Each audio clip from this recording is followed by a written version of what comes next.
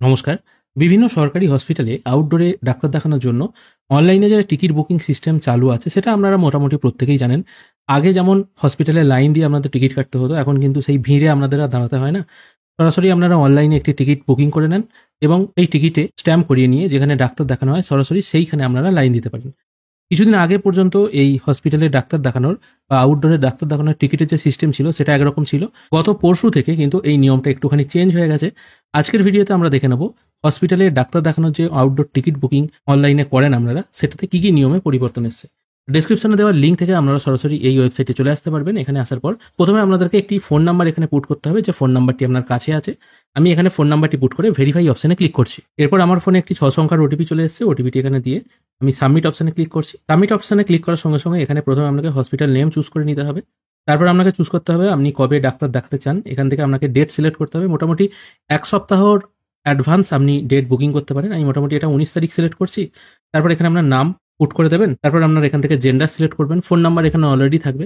আগে যেমন এখানে শুধুমাত্র এজটা দিতে হতো, ইয়ার অফ বার্থটা দিতে হতো না।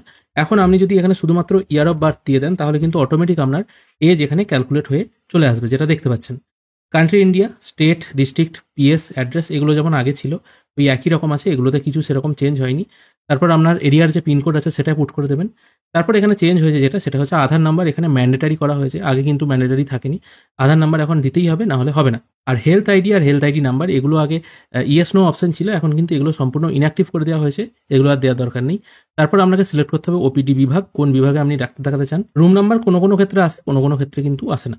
মোটামুটি এটাই চেঞ্জ হয়েছে। সবকিছু ডিটেল ফিল হয়ে গেলে এখানে যে সেভ অপশনটি আছে ওটির উপর একবার ক্লিক করবেন। এরপর যে নাম্বার দিয়ে আপনি লগ ইন করেছিলেন সেই নাম্বারে আবার একটি ওটিপি আসবে। ওটিপিটি এখানে পুট করে দিয়ে কনফার্ম করবেন। এরপরেই আপনার ফোনে একটি এসএমএস চলে আসবে যেখানে বলা হবে আপনার আভা অ্যাড্রেস কিন্তু অটোমেটিক্যালি এখানে জেনারেট হয়ে চলে আসছে। অবশ্য এখানে বলে রাখি, আমি যখন টিকিট বুকিং প্রসেসটি করছিলাম তখন আমি আধার নাম্বার ছাড়াই প্রসেসটি করছিলাম, তাও দেখলাম কিন্তু টিকিট বুকিং হয়ে গেল। আধার নাম্বারের কাছে স্টার দেওয়া আছে, তার মানে এই নয় যে আধার নাম্বার পুট করতেই হবে। তবে আপনি যদি জেনুইন পেশেন্ট হয়ে থাকেন আধার নাম্বার না দেওয়ার কিছু নেই। এইভাবেই কিন্তু আপনারা খুব সহজে হসপিটালে টিকিট বুকিং করতে পারবেন নতুন পদ্ধতিতে। আগে কিন্তু ফার্স্ট টাইম ওটিপি দিলেই কাজ হয়ে যেত, এখন কিন্তু ওটিপি দুবার দিতে হচ্ছে। তবে হ্যাঁ, আধার ওটিপি কিন্তু দিতে হচ্ছে না। আর আভা আইডি বা হেলথ আইডি যেটা, সেটা কিন্তু এখানেও শো হবে। আপনার এসএমএস যেমন আসছে সেখানে কিন্তু এটাও এখানে শো হবে। আশা করি আপনাদেরকে বোঝাতে পারলাম কি করে আপনারা নতুন পদ্ধতিতে হসপিটালের আউটডোরে টিকিট বুকিং করবেন। ভিডিও যদি ভালো লেগে থাকে অবশ্যই একটি লাইক করবেন। ভিডিও দেখার জন্য অসংখ্য ধন্যবাদ। ভালো থাকবেন।